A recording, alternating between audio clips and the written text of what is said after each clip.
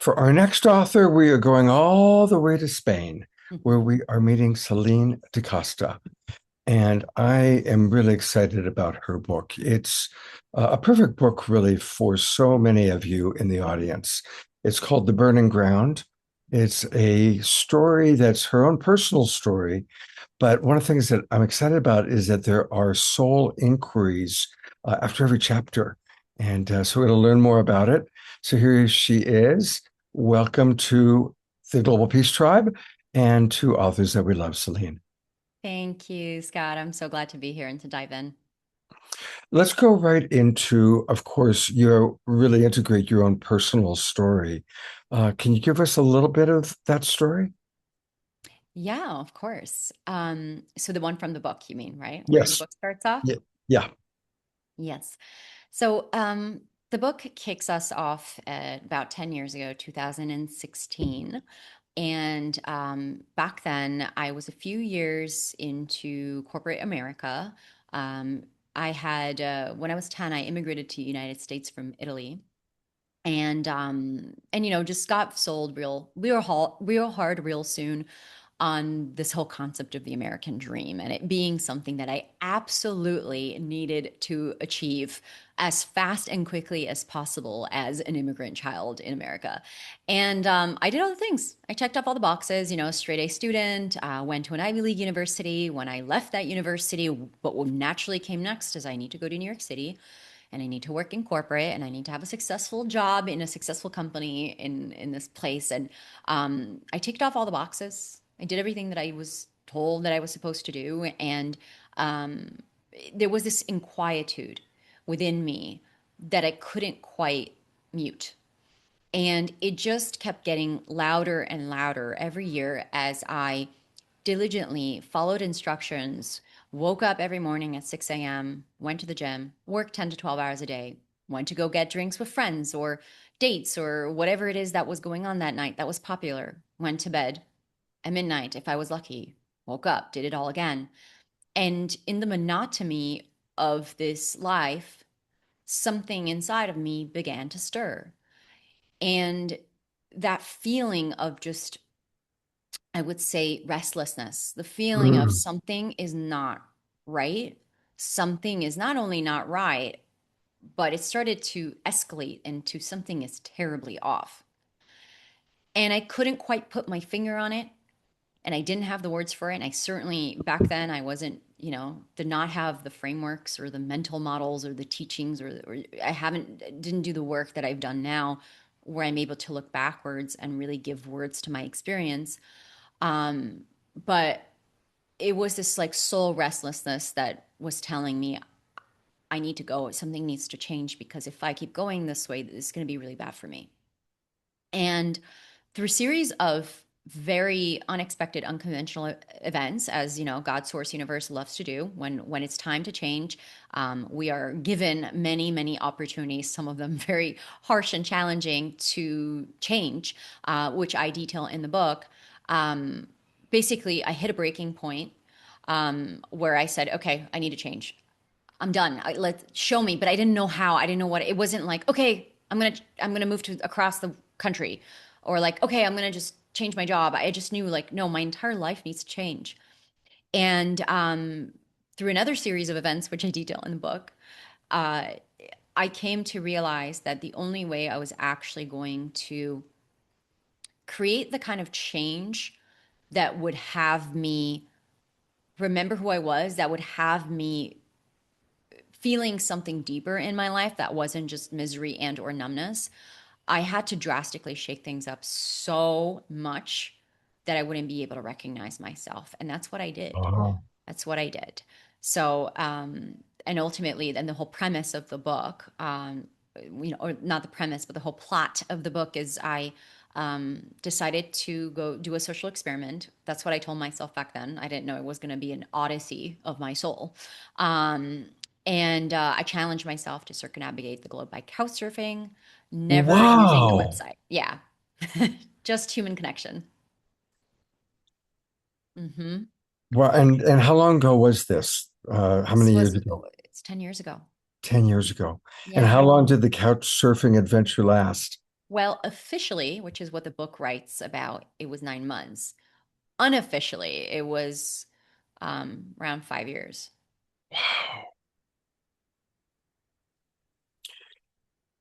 And during this time, what was going on for you spiritually? Like tell us about your spiritual evolution during this process. Yeah. So I share about this in um actually not it's not even in the book because the book doesn't I don't didn't know that in the book, but I share it either in my epilogue or prologue.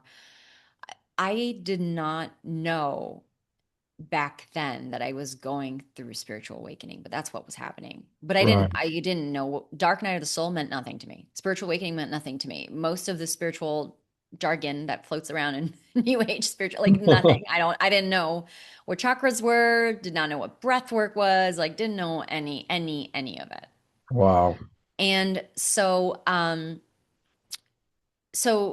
you know, I was in this place of just I don't know what's going on.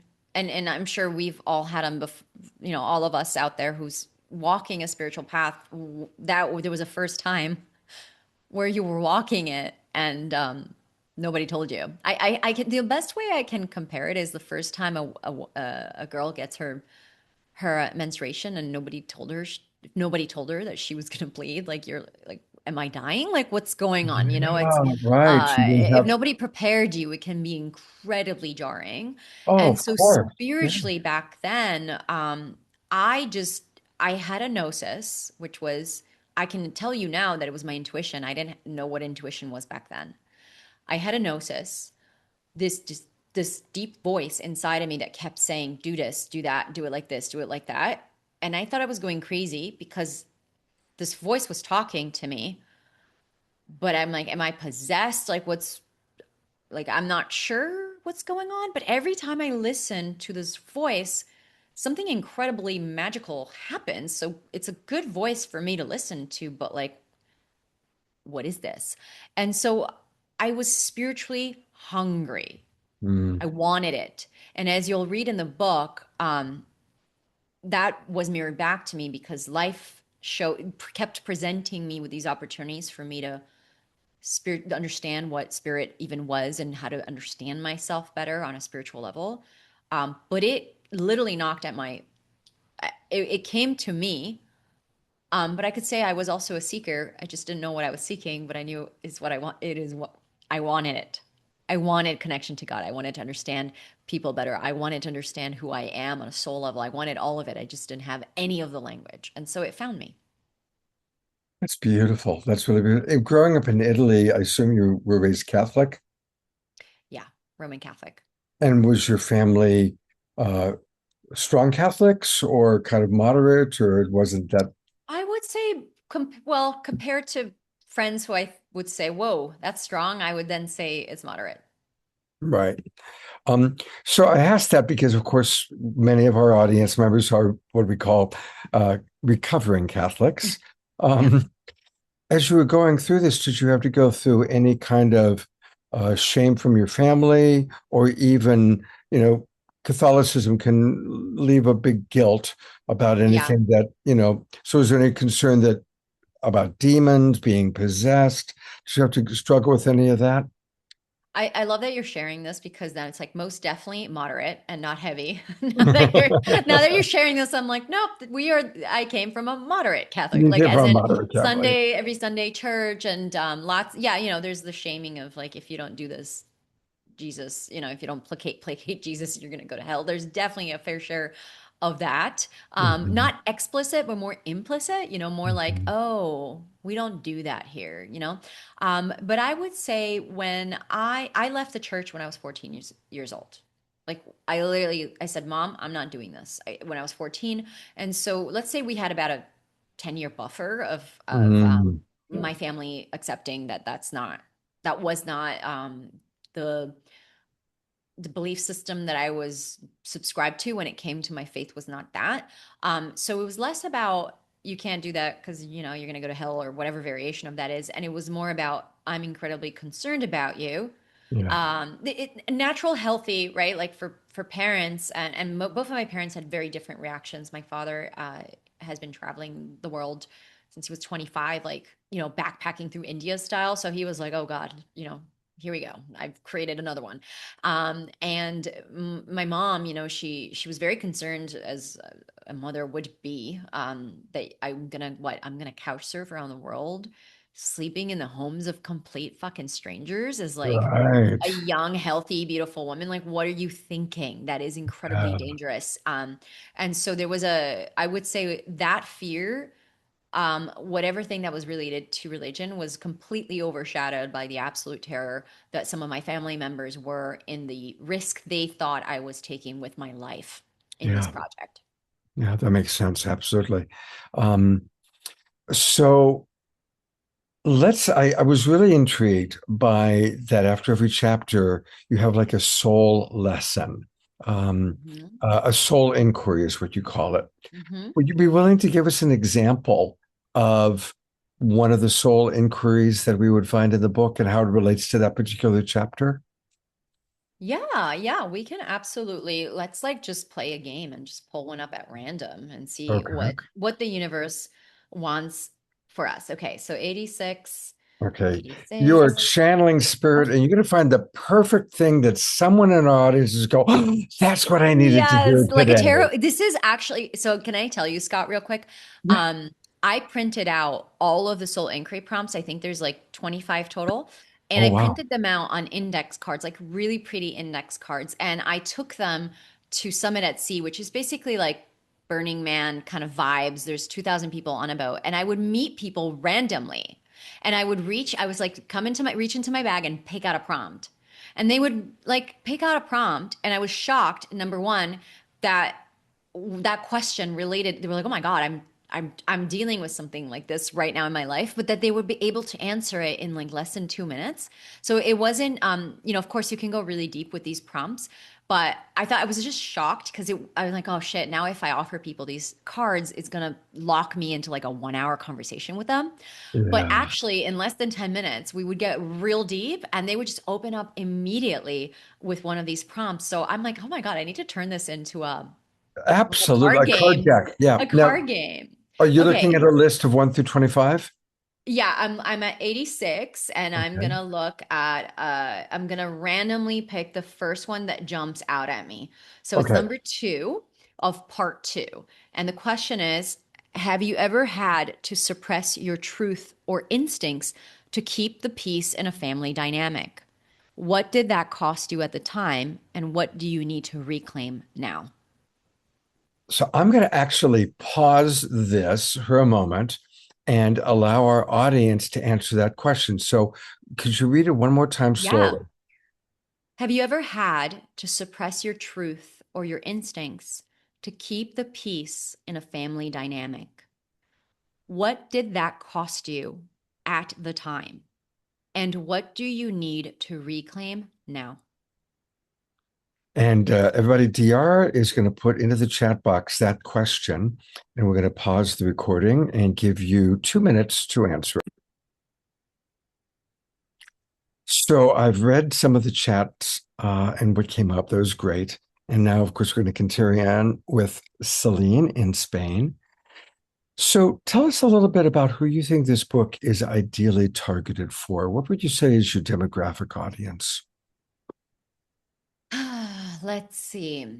I have thought about this so many times, so many moments where I was writing this book and asking myself who is on the other side reading these pages, especially in the moments when I thought I should just quit and give it up.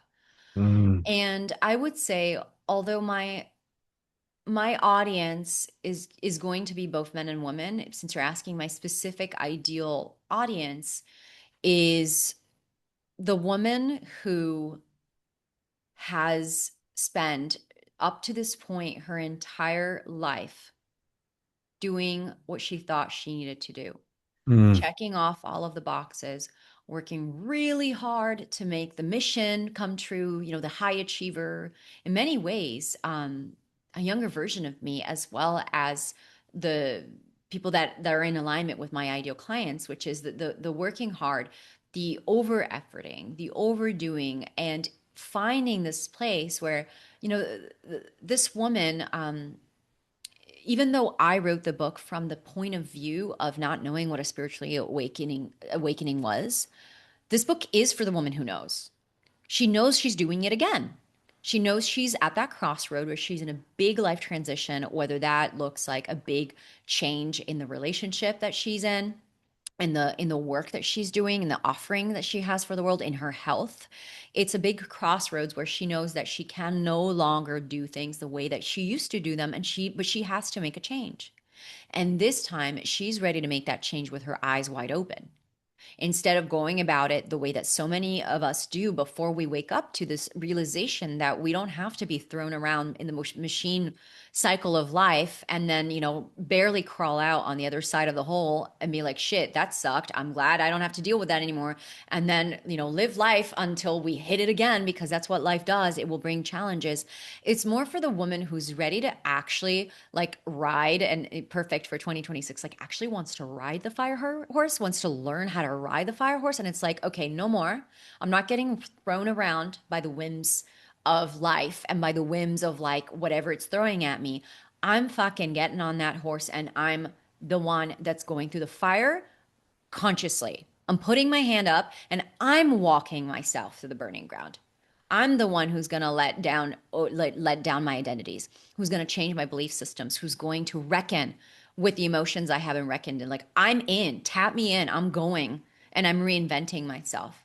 Because from that place, we stop being at effect of what our soul wants us to learn. We stop being thrown around by the lessons that life wants us to learn, and we start becoming at cause, because even though life doesn't necessarily get easier, I do believe it can get more graceful. And I do believe that when we start to relate to our life and what our soul has designed, the wonderful curriculum that our soul has designed from us, from like a, okay, what am I invited into now? Okay, who do I get to become now? Okay, what's next? And we change our attitude to it, then we start to become warriors and really be able to, I think of it as like the graceful warrior who can actually go through the tunnel of change with a smile on your face, or at the very least Mm. with like neutrality, divine neutrality, that you are being forged by what's happening. So I wrote the book for that woman. I wrote it as first a very entertaining story where you can see how I did it, like really fucking messy. And my intention with that was like, look, if I can do it like this, if I can do it as like 25-year-old kid who didn't freaking know what was going on or how what trauma healing even was, like if I can do it like this, then anyone can do it. And not only that, here is a map. Here's a map, and that's what the book does. Like in every part, there's the soul inquiry prompts after every part of what I see to be part one, part two, part three, part four of what it actually takes to change yourself and evolve your story. Beautiful. That's really, really beautiful. Thank you. You know, a lot of the women in our audience, because I've gotten to know them, um, their dedication was to their family. And they, you know, it was all about for my kids, for my husband, for my kids, for my husband. And then they find themselves, you know, in their 40s and or 50s, and the kids are out there doing their own life. Oftentimes the marriage is over. And it's like, who am I? So it sounds like your book would be a really good book for people that kind of fall into that category. Yeah, to remember who you are and ask yourself the kinds of questions that call your soul back in. And that's what the soul inquiry prompts are. They're really thought out, intentional, deeply, they're keys. They're keys to a vault. And that vault is within you. All right. So as you went on this journey, Celine, what's the most significant thing you learned about yourself?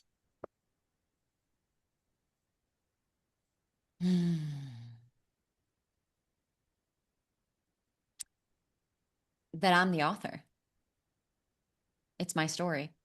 Mhm. And what I am creating and what I'm witnessing is it's a mirror reflection of what I believe in, of how I feel, and of what I say, think, and do. And so I started to see that none of it was happening to me, that it was all happening for me. And if I am the creator of my reality, if I am indeed the one who authors what I have, then it's less about looking at my life and scoffing at all the things that I don't have. And it's more about understanding why I've unconsciously created that for myself, because in that is my work and it's my lessons and it's my curriculum.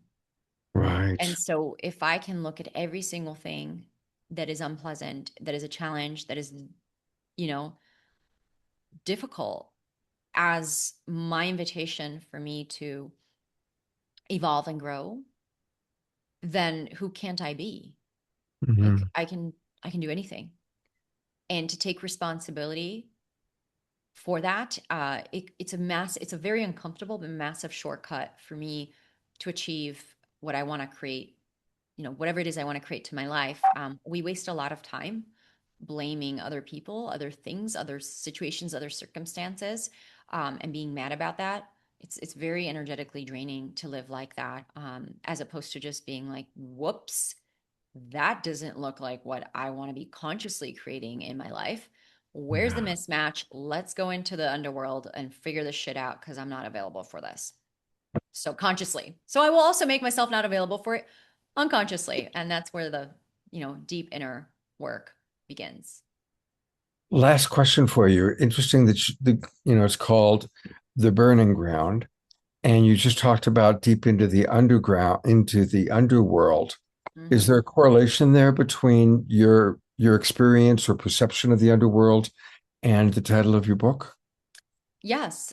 So zooming out, my book is part of a larger ecosystem, which is, the framework that I have created called the Story Atlas, where I guide leaders through, let's just say, a map of consciousness of what it actually, what when we want to change, not just change ourselves, but actually change the story that we're leading from. There's a very predictable framework that we walk through, which the Burning Ground models. Which is the short version is phase one is we need to become aware of the story that we're telling ourselves and choose to let it go. Phase two is we need to actually um, reckon with our unresolved emotions, the old identity patterns, behavioral patterns, the belief systems that we were endorsing before we decided that we were no longer available for that because it's not in alignment with where we're going in our future. So that reckoning is what I would call like the burning ground, and it's a trespassing into the underworld to let everything burn away. Actually, I didn't even put two and two together, but yeah, your Christian friends would love this. It's kind of like hell, but I don't Mhm. like to call it that because I don't think yes, you are facing your demons, but why are you're going to come out, you're going to pop out on the other side, which is phase three, which is what I call, it's the void. It's that fertile ground. It's the womb of the mother, like that fertile ground where everything is still and everything is quiet, and you can actually listen to your voice again. And that in phase three is where people can hear and remember what their gifts are, what it is that they're here to create in the world.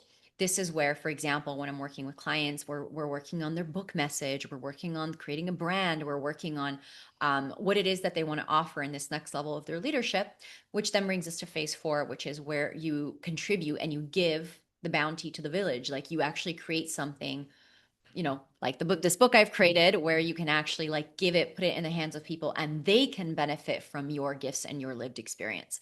And then you get to the point where you're growing and you're giving and you're giving and you're like, okay, I'm complete with that. And then you start all over again because now your identity is too tight. And Mhm. what I'm suggesting with this title and with this, this piece around the underworld is if we just, a lot of people just want to get to phase three and phase four because it's shiny and it's a lot of light, love and light, and it's a lot of like helping people. but then they're like unwilling to go back into the cycle again and just go under and reinvent themselves again, let themselves go all over again. And what I'm suggesting is if you become an expert at transpressing the burning ground, then your evolution is not only inevitable, but it's like bring it on. Here's my next evolution. Here's my next evolution. You're not dragging, you're not creating drag and resistance to bringing in new reinventions of yourself, which is why we're here. I think we're here to live many, many lives. And the more we open ourselves to soul and allow our like actually surrender to soul, I think we're going to be brought into an existence that is far beyond what the mind can even reach in this lifetime. We can have many lifetimes in one. So why not? Beautifully stated. You're first of all, you're a wonderful wordsmith, very eloquent. I love your passion, and I think our audience is going to love your book. So here it is. We're going to take a look at two websites. We'll start with where you can get the book, theburningground.com, and scroll down a little bit here. And I'm going to go ahead and order it myself right now. So I'm going to show you how easy it is. I'm going to order from Amazon because they deliver to me the next day. And pre-order, add to cart, and check out. And there it is. Place your order. And there it is. Oh my God, And that was so satisfying to is watch. that Oh, amazing? and grab your little order number and then you can just plug it back in. And this is Well, great for also your audience. make sure you follow Celine before you go Thank you. there. Make sure you thing. Okay, now you're going to tell me grab the order Okay, number. you can review you basically grab your order number, which would be in the review or edit your recent orders. And this takes about 60 seconds, but for your listener, when you put in your order number, you go back into theburningground.com, you put in your order number with your name and email. I also send you $200 of bonuses free right into your inbox, which includes a guided meditation that I take my executive leaders through to support you with building up the neural pathways to actually remember the voice of soul again. Because a lot of people say, but Celine, how do I hear that voice? And it's like, let me show you how. It's in my meditation. And then there's also a reader's companion guide and an ebook of quotes from the book. So you get a lot of bonuses in addition to purchasing the book, which is really fun. Fantastic. I wanted to make it a 10x return for anyone who made that decision to support me. Well, I'm going to do that for sure. And there's still a little bit more. I also want to invite people to go to her website. And it's her name, Celine Da Costa, two N's in Celine, and it's DA, not DE, CelineDaCosta.com. And look at this. If you put in your email address, as I'm doing right now, and register, you're going to receive a free masterclass on the art of articulation. And boy, she sure demonstrated beautiful articulation just now, didn't she? So I'm going to look forward to listening to. There she is. There I So, am. so there's some wonderful, wonderful gifts waiting for us. And uh, Celine, what a joy to meet you. You as Um, well. and thank you so much for your passion and giving birth. That's you've given birth to a beautiful baby. And Yeah. May 27th, I believe, is when our show's airing. So by that time, your pre-orders will have ended on May 26th, I believe it is. So that's when it all happens. So we're kind of hopefully one of your many, many, many, many, many, many midwives helping give birth to this beautiful baby called the Burning Ground. Thank you. Thank you so much. I really appreciate it. Absolutely. Namaste. Now must go. Namaste.